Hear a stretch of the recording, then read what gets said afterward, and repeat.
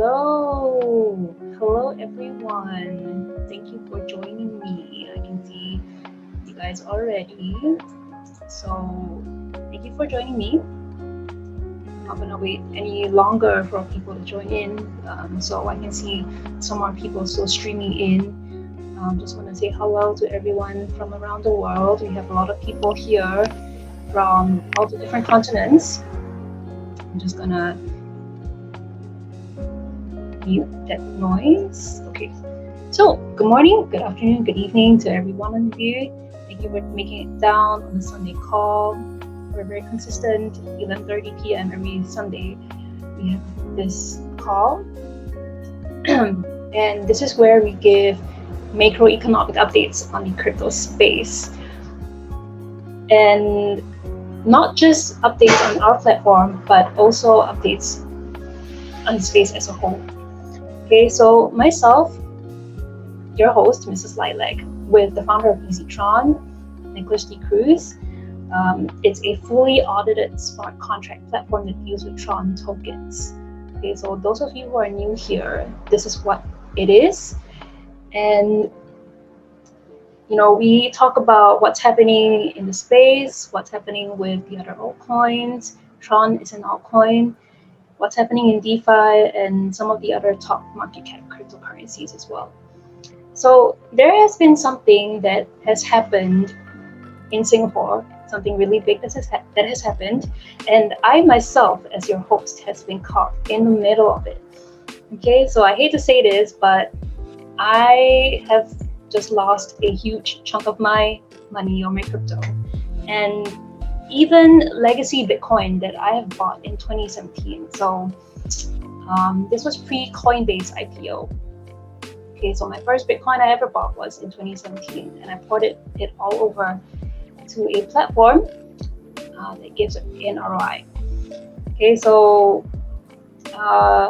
this is this huge thing that's happening in Singapore right now. I know tons of other leaders on this space here, on this call. They're in it as well. So today we just want to talk about it and what's happening and what we can do moving forward.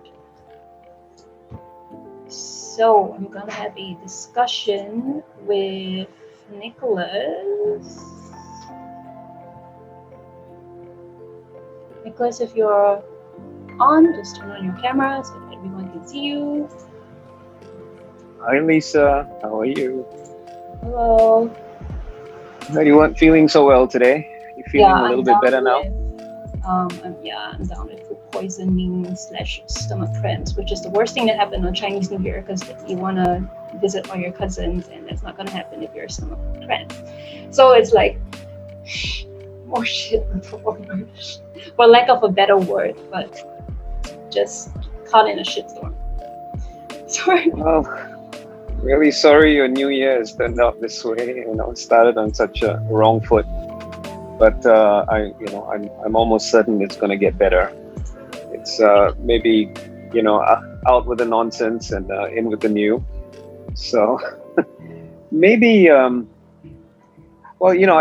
understand some of you on this call have been maybe also new to EasyTron, and I'd like to welcome all of you. I of course want to welcome all the regular faces that I'm seeing. It's always lovely. Right at the top of my screen, I don't want to be distracted by too many icons, but I see Radha, I see Donovan and Lisa, I see Brian.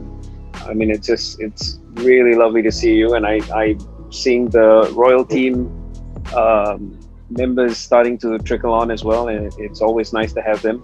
Last week, I think they were busy at their large 300-person event, which was, I was looking at some of the after-event videos. It looks like they all know how to have a really good time. Honestly, I still don't see any COVID. I find it really amazing. This week, we're here to talk about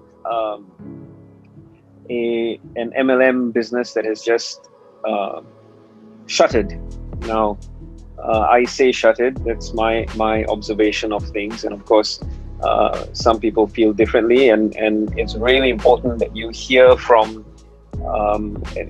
Lisa is going to give you a first-hand information of what's happened or what is happening and how things stand and how it's impacting maybe her and the members that she might have brought in and the friends that she knows that are also part of this business. So it's good to actually hear, from her perspective, something that's happened so recently.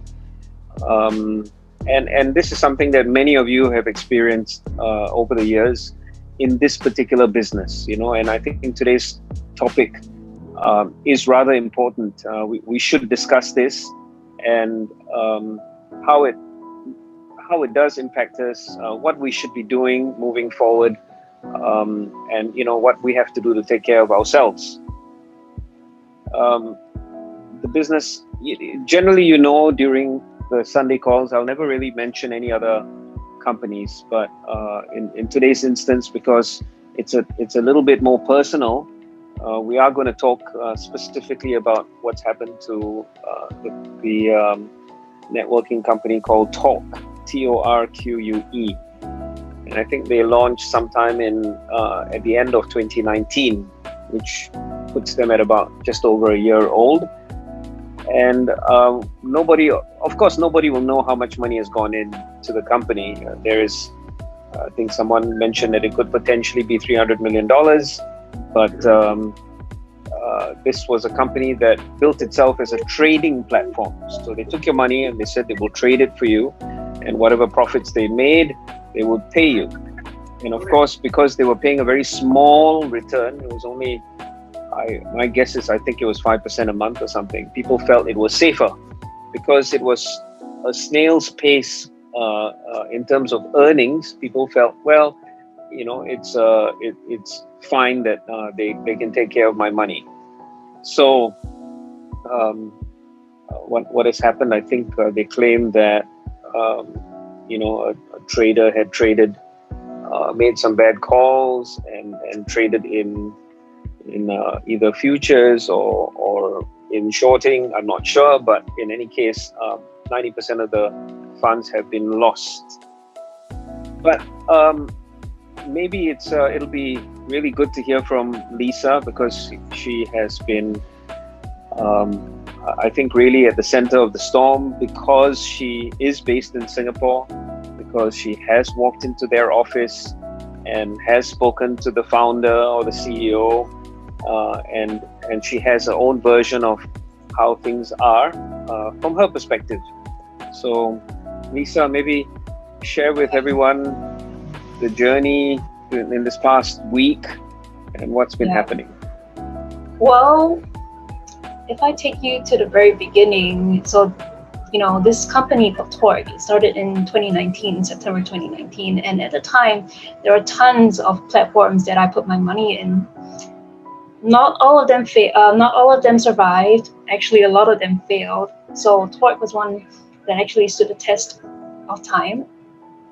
So consistently every month I would put my money in. There's this thing called DCA, dollar cost averaging, which just kind of put money in regardless of the price of cryptocurrency. And because all these other platforms kind of failed, I always thought, here's this company that I could trust. It's giving a consistent return. It's not as high. 5% a month, that's nothing in crypto. We're used to plans that give like 80 times, 90 times, and that's normal in crypto. So we thought, like, okay, here's this plan, 5%. It's not so not, when you say, it's too good to be true, it probably is. Yeah, so it was not one of those things. So we thought, like, okay, here's this plan that's giving us a small return, so maybe the risk is lower. And then, more and more people get on board, and because there are people there are people you trust, then, you just kind of want to keep putting money in.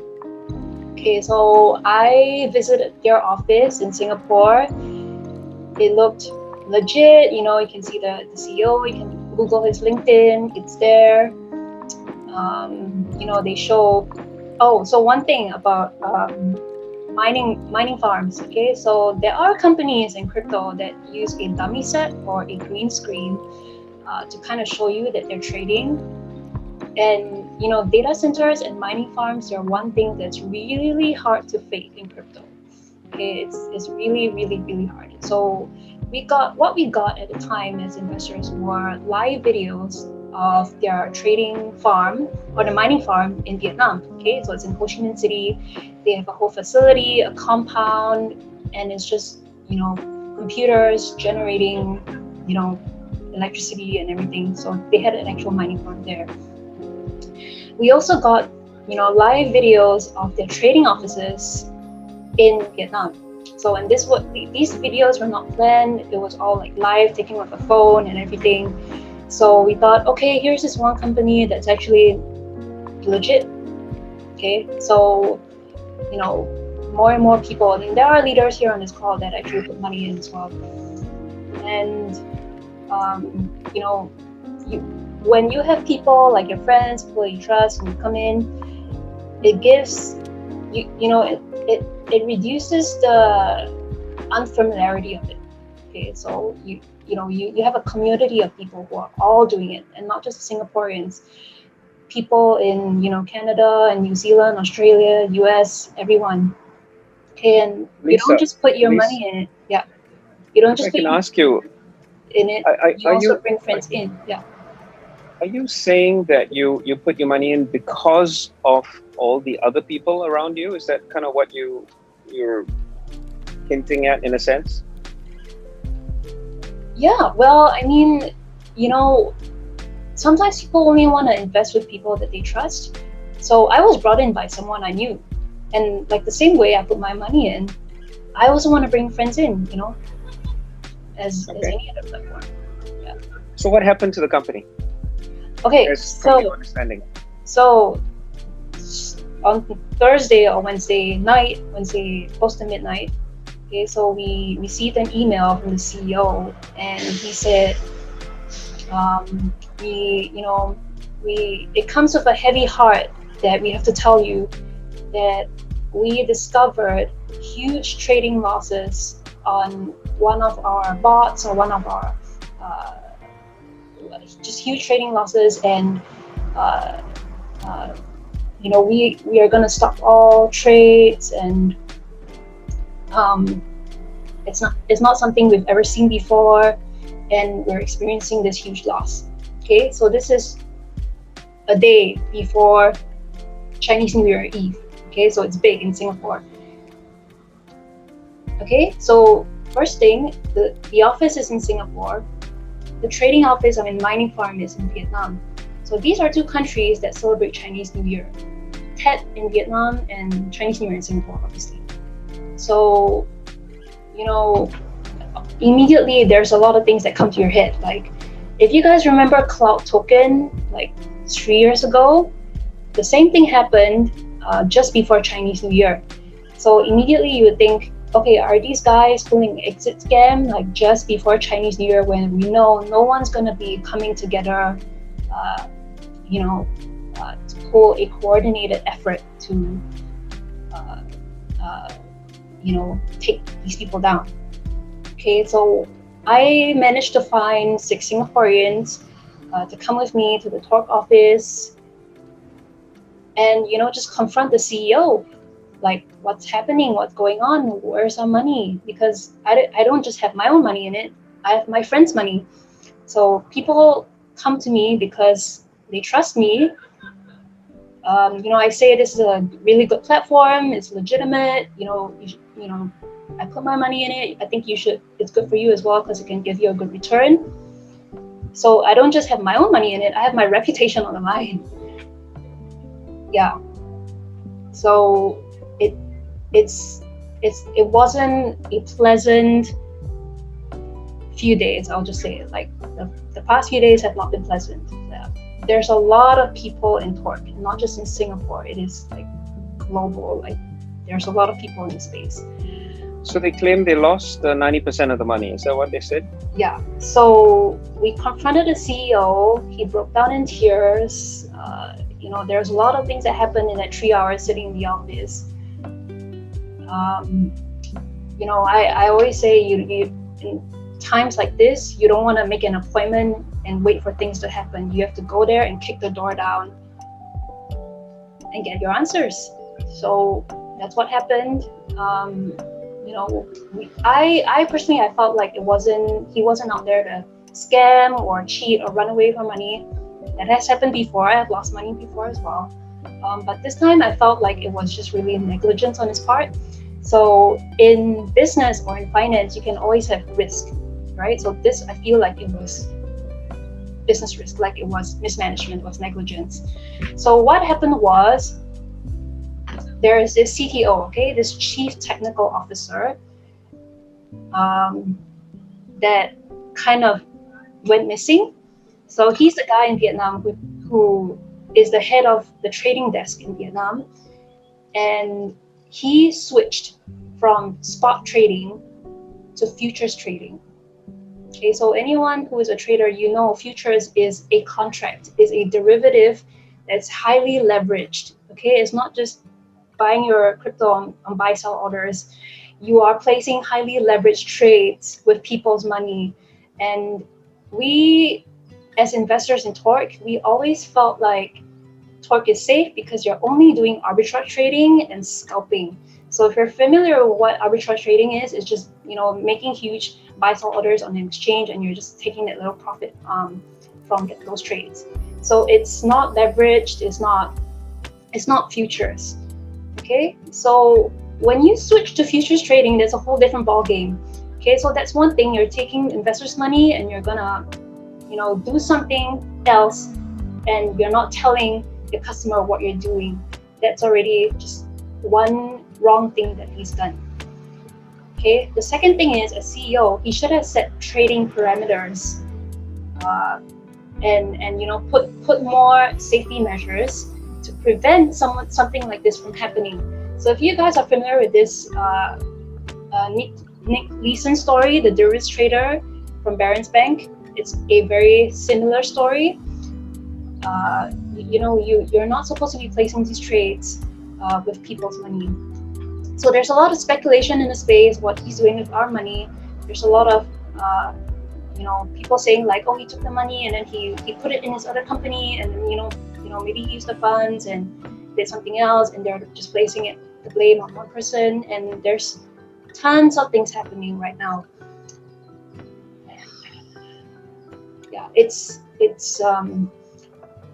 What's the plan now? What do you want to do? What do the members want to do at this point? yeah. So I know there are some leaders here who are also in Torque, and we are all facing this huge loss together. So you know, I try to stay positive, okay? And I know the crypto space is still a place to be in at this time, and there's so many other opportunities in the space. There are smart contracts. There are, you know, there are funds, Bitcoin funds being, you know, set up right now. If you guys know about Grayscale, GBTC, and, you know, tons of other opportunities. There are even people doing trading. So I know my friend here, Elizabeth, she does options trading on stocks, and Sam, he does, you know, spot trading on crypto. There's tons of things you can do. So this is a setback for us in the space. But you know, I'm just happy. Like I didn't take any loans. I didn't go into debt to, you know, uh, uh, you know, make money from this platform. And I know there are some people who actually took up business loans to put money in Torque, and now they can't repay those loans. So that's worse. You're not just like negative, you're negative, and that's worse. I also practice diversification, so it just means you're not just putting all your money in one account or one space or, you know, one platform. You are, you know, kind of putting your money in different locations, different spots. So in case one thing dies, at least you have something else to play with. Yeah, it's just With regards to talk, you're just leaving it as it is and walking away. Is that the plan? no. So I didn't want to sit and wait. I went to the office. I confronted the CEO. I gathered a group of 6 Singaporeans. There was one trader and one lawyer. So this guy, he was really good. He's going to represent us. We're still deciding the next course of action. We're not going to let Bernard go away scot-free. So yeah, even though he broke down in tears and started crying and he was, negligent, and he said he had his own money in, his own company's money in the funds, that doesn't make it right. It doesn't mean he's gonna get away with it. So things we considered were making a police report, filing a case with the CAD. CAD is the Commercial Affairs Department in Singapore.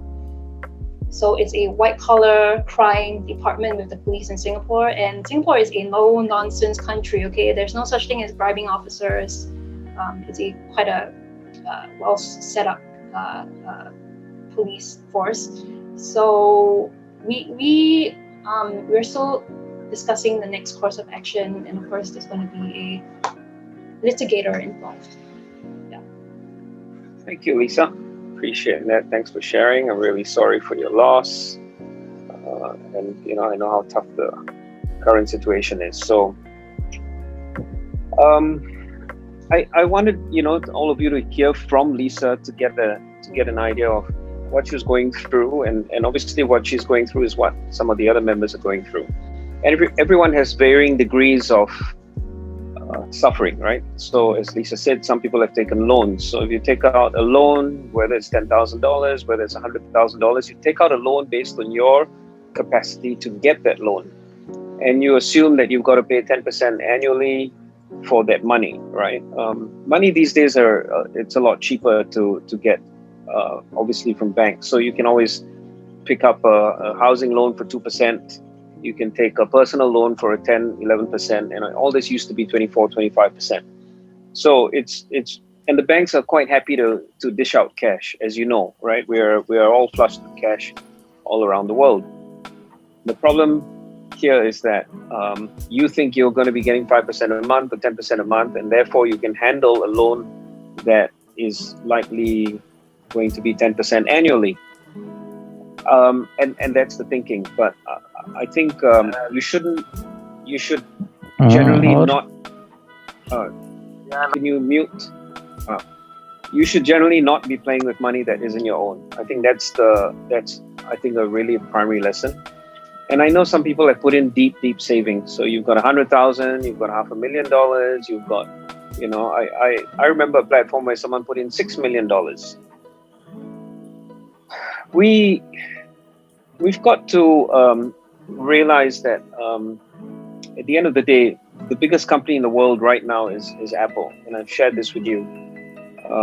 Its valuation is now sitting at $2.4 trillion, right? It's a crazy number. But even Apple is making, on average, right, over the last 5 years, they make 20% a year. So when a company is trying to promise you 5% a month or 10% a month, you've got to realize it's actually not doable. Now, please understand, this is also a networking plan, which means they must place commissions on everything that they do. For you to bring members in, for you to make recommendations, commissions have to be paid. So businesses want you to put your money in, but they also want a crowd. They want you to go out there and sell to other people. And we end up doing what we're doing right now, right? Trying to sell to other people and talk about opportunities and so forth. But this is how it works. If you pay let's say 20%, let's take a big number. You take 20% a month. Over a 3-month period, you owe 60%. So for every million you take in, you owe $600,000. That's really what the company has to pay out. Over and above this, you will pay a comp plan to leaders. So a leader might take 10% for a referral fee, and then there may be multiple levels. So you might take 5%, 3%, 2%, 1% for multiple levels. Then you're paying that across 10 different levels. Over and above this, you have to be paying the biggest leaders. They take an extra incentive. So there are 2 types of incentives. The first is you take a tiering. In other words, you get a certain rank, and that rank gives you an overall earning. So let's say the overall earning might be 1% of global earnings, and at the highest level it could be 5%. And On top of that, you may incentivize a leader for a period of time, 1 month, 2 months, 3 months, 6 months, whatever, and you say, okay, we'll give you 5% of sales. When you add all of this up, you're now paying out in the comp plan 40%. So you collect 1 million, you pay $600,000 in commission in what you call trading returns, and then you pay another 40%, which means $400,000 for leaders, which leaves the pocket immediately, because this commission that is paid for leaders happens instantly, right? Whether you send it out into the wallets or not, leaders tend to withdraw this. And then, of course, if they've got a stronger relationship with you, they may leave the money in. But generally, in 3 months, all money is gone. So the company has to keep growing the sales because they have to use new money to pay old money. So you assume if they make 1 million in the first quarter, they have to make 2 million in the second quarter, which means in the third quarter, they've got to make at least 4, 5, or 6 million. This is the reality. Now, what happens is if they make 1 million, 2 million, 6 million, they can go on for the fourth quarter. But in the fourth quarter, if they only bring in 2 million, then what happens? They have to close, right? Carlos. How are you, Carlos? Now, my dear friend Carlos here will, if I made him unmute, he would scold everybody on the call and say, don't be stupid, don't waste your money, and don't fall into these traps. The modus operandi for a company to close, because what happens is they don't collect enough and they can't pay, right? They have to pay all the old money. And so the usual excuses are somebody ran away with the money. Our system has been hacked. We've had a breach. We have, somebody has been arrested. A leader has been arrested, a shareholder has been arrested, and the company has been forced to shutter. So these are just generally, you can't really go beyond these different excuses. These are all they have left. For trading, they normally say it was a black swan event, right? So black swan event will say, we didn't anticipate Brexit, for example. I knew a company that launched, and then the Brexit happened, and then the pound collapsed, and they said a black swan event, and literally nearly 100% of the money was wiped out. In this instance of course, they say it's a trading error. Somebody was leveraging, and so forth. Whatever the case is, if you give your money to someone else to manage, then that's the risk that you will face, even if it's with your bank, right? And banks have lost money as well, right? If you're a multimillionaire, generally what happens is they'll take 1 million, and then they may trade it. They may trade forex, they may trade different derivatives, options, whatever the case might be. So, but all of us need to trade. If where this company is concerned, one of the things I heard Lisa say, of course, was they've lost 90%, they have 10%. Maybe they can flip this 10% and recover some money. It would be awesome if that could happen, but generally, I don't think that's something you would count on. If they've taken 100% and they've lost 90%, it's quite unlikely they'll take 10% and make an additional magical 9,000%. So that's kind of unlikely that's going to happen. So I think I'm hoping she takes some action because there's no point sitting around and waiting. It's better to let authorities come in and do the job for you, because if you let people sit around and wait, and one of the very, very important things that happens whenever a network closes is there will be plenty and plenty and plenty of excuses, but all of it is designed to make you wait. They'll say, wait, this may happen. Okay, I think, we've got some opportunity here. We're going to be able to flip here. We're going to be able to do something. I think we've managed to find the person that has disappeared, on and on. And then you tend to give them more and more time. And this then dissipates the anger and dissipates the frustration. and then there are only a few people left, right? As you know, Lisa said she marched into the office with 6 people. Well, 1 month later, she won't be able to find 6 people. She may be able to find 2 people. People lose interest and they move on, even though they've lost their money. People kind of realize that there's really no hope. So that's the sad tale of networks. As you know, I think we've had. I'll mention this here. I didn't want to mention it, but I'll mention it here. About a month ago, as you all know, there was this big hype, and many of you lost your leaders also to Daisy, which was being built. And we had a look at the business opportunity, and we realized, well, they claimed it was going to be some decentralized operation, which wasn't. And when it's not decentralized, they keep 30% in the system and redistribute it. They take 70% out, and they say we're going to trade it in Forex with a company that's got 8 years experience, 12 years experience. Even if they've got 100 years experience, so what?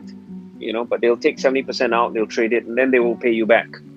And then, of course, it took about 3 days or 4 days, and the system closed. And now they say they are rebuilding their contracts. And I've listened to leaders who say, give them some time. When they come back, things will be awesome because the new contracts that they're going to be building are going to be awesome.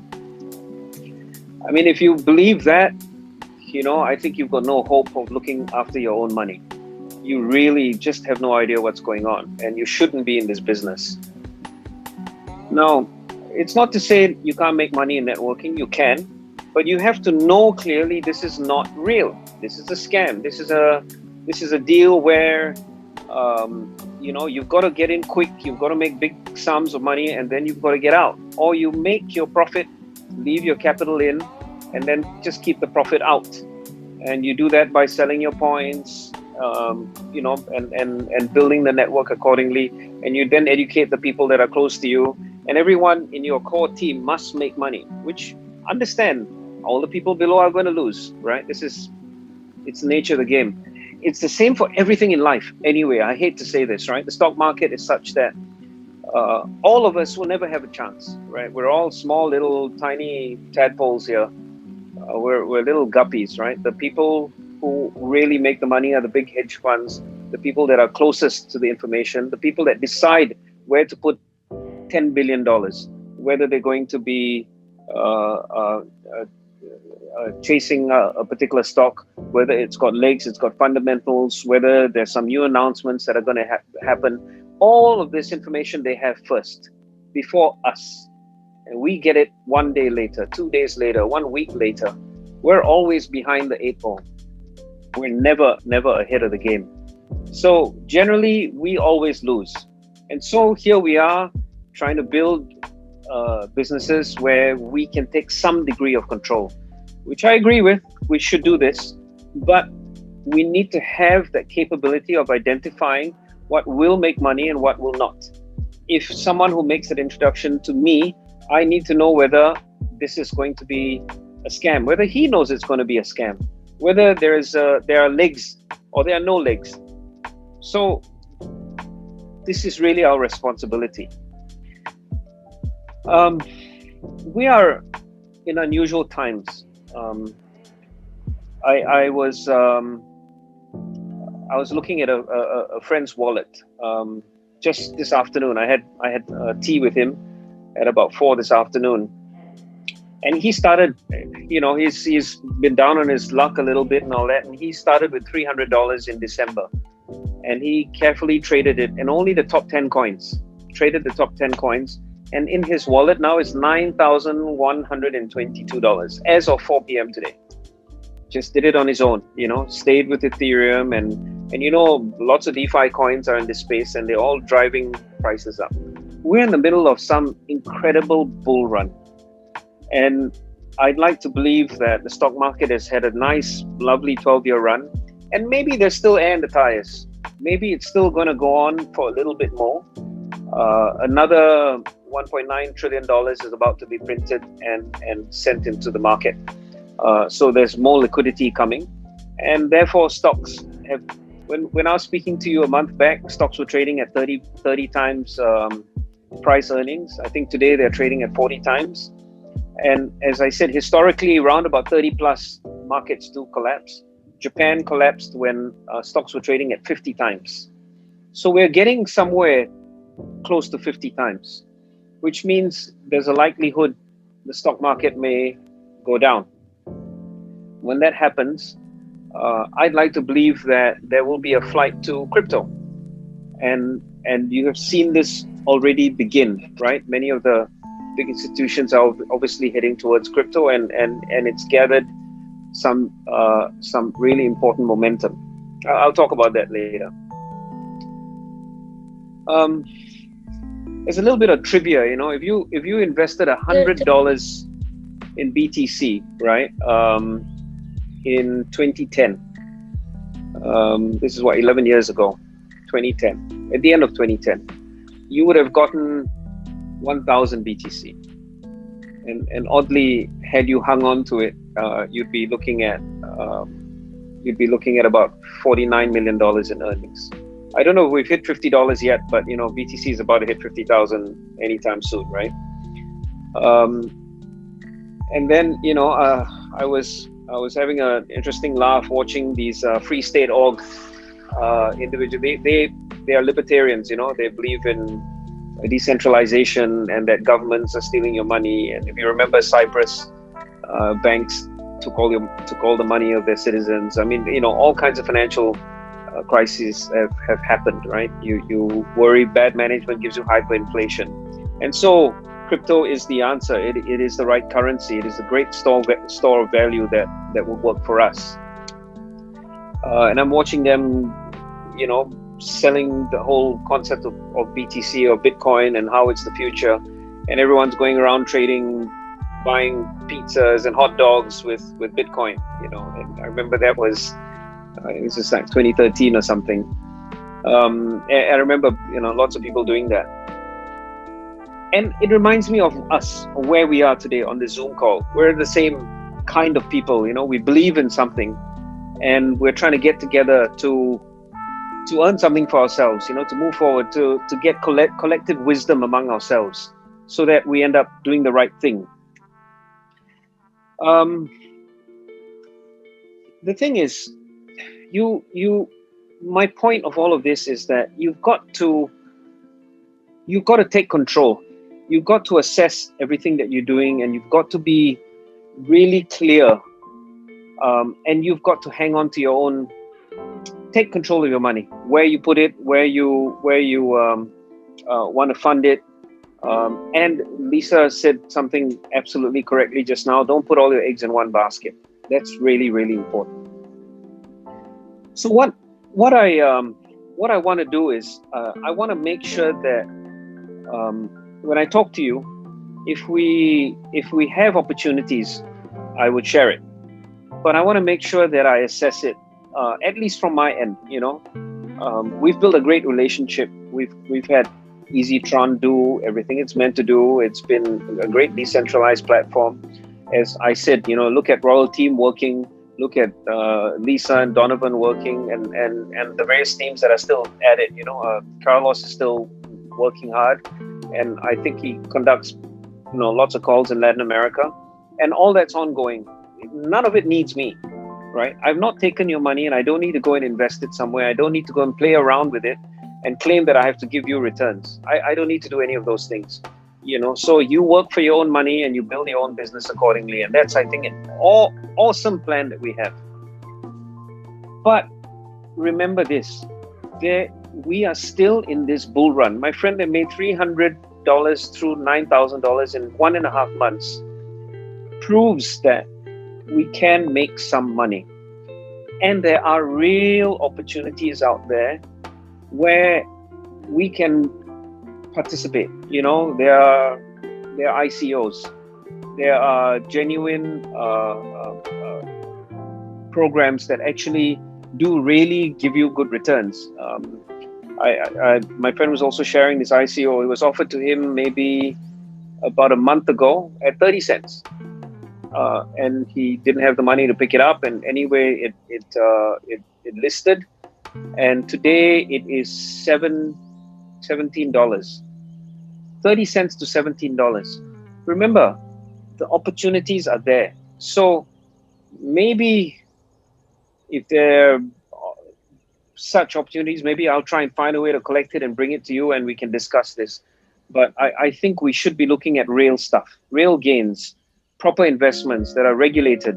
Um, and regulation at least means that you won't be cheated, that there's some governing body that ensures that they tick all the right boxes and they operate legally.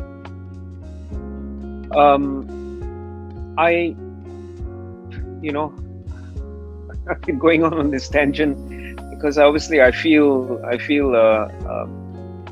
the pain from Lisa, and I did have a few members who also rang me who also suffered from this, and I feel with everything that is now surrounding us, the real genuine opportunities that are there, we shouldn't miss the boat. We should pay attention to what's happening. And I live in Singapore, and some of you out in the US, and these two markets have phenomenal opportunities that are legal and that can really give you good gains. There were a few announcements over the past 2 weeks, right? Bank of New York Mellon, they've decided that they will be able to manage your crypto assets. They acknowledge that there is incredible client demand today. So, crypto has become legitimate. Tesla is the big news, and 1.5 billion in Bitcoin purchased by them, declared in their 2020 returns. There is talk about Apple and Microsoft and some of these big consumer companies now also getting sizable chunks of Bitcoin, and the market is big enough now for them to be interested. It's no more being traded by small little traders, and its market cap is not so small that they would laugh it off. MasterCard has said that they will now allow crypto on their platform. So this year, 2021, MasterCard's going to allow the payment of your shopping and your bills and the way we shop today with crypto. That is going to be enormous. You saw what PayPal did for this, when they offered acceptance last year. We've got Tyler Winklevoss, ex-Facebook, right, who now owns Gemini Exchange, right? And he said Bitcoin will hit $500,000. You've had Guggenheim,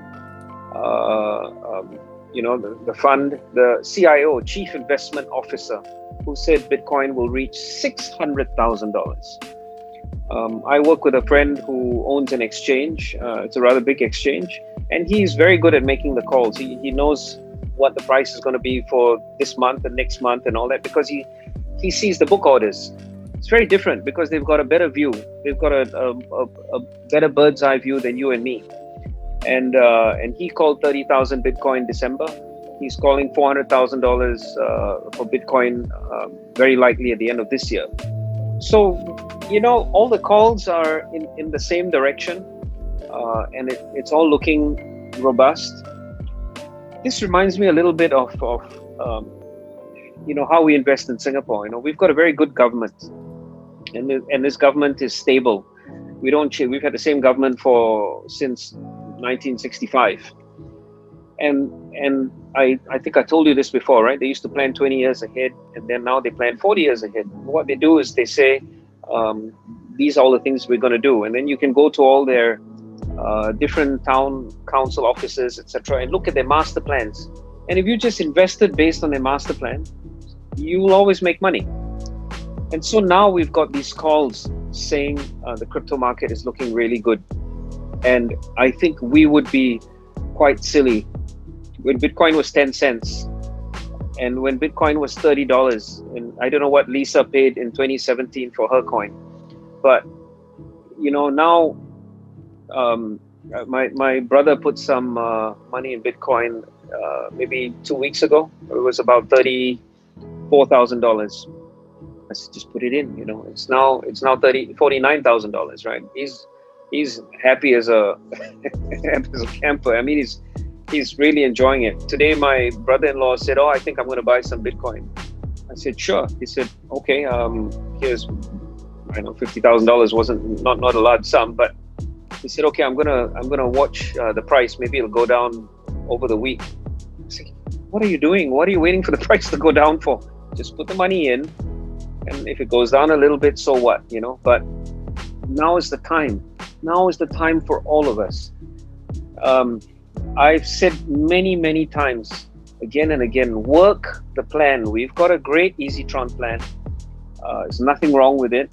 Everybody gets paid. It works flawlessly, and it is a great way to earn crypto. Um, Someone introduced a new member, and she was saying, "Oh no, it was 30 cents. Now it's 40 cents. It's gotten expensive. Should we do the business? Should we not do the business?" For God's sakes, do the business. Earn, earn the Tron. It's and what did Tron? Tron hit 61 cents, 6.1 cents today. 6 point. When we all started, it was hovering at 1.8. It was sometimes 2, 2.1. It never moved. And then we looked anxiously while Bitcoin was heading to the moon, and we were sitting there twiddling our thumbs, saying we should have done Ethereum. If only there was a Bitcoin contract we could do. But hey, Ethereum, went its merry way, and so did Bitcoin, and all of these big coins pull all these altcoins up. And now what's happened? We've enjoyed a 3x. We've enjoyed a 3x increase. Maybe it might even be 350%. So we've all earned. We've all had. We were in at the right time, and it remains the right time. We're in a good place. I wanted to really spend this time today to just remind everyone, take care of yourselves. We've got a good plan, so take care of the business, take care of what you are doing, be in control, don't take your eye off the ball. And I will continue to try to bring and talk about opportunities, talk about what's going on in the market. I will try to be clear with everyone, and at the same time, I know that EasyTron remains a purely hardcore, blue-collar working plan. And if you roll your sleeves up and you do the grunt work, it'll pay off. Yes. And I will continue to try my best to see if there's any way I can improve things. I will do my utmost, and I will be here on Sunday to walk everybody through all the opportunities. And I want to make sure that we keep the strong relationship. It isn't about a scam. It isn't about trying to walk away with your money. None of that. I have no interest. In any case, as you know, all of you are working far down. Many of you can already see this for yourselves. You're not earning anything. This is a very fair plan. It pays 10 levels. And when business operates below the 10 levels, none of us are earning. Unless we decide to keep growing ourselves with our own direct. That opportunity never leaves us. So, with that, I want to thank everybody. I should wish you all a happy Valentine's Day. It's so nice that you're spending Valentine's here with me as well. Happy Valentine's. I do want to send all of you my love and my gratitude as well. I wish everybody the best. I hope Lisa, you maybe with the team with you, try to take some firm action this week. But you're right. You should move on. Look at the next opportunity, and I wish you the best. Thank you, everybody. Have a wonderful evening, and I'll see you again next week. Thank you, Nicklaus.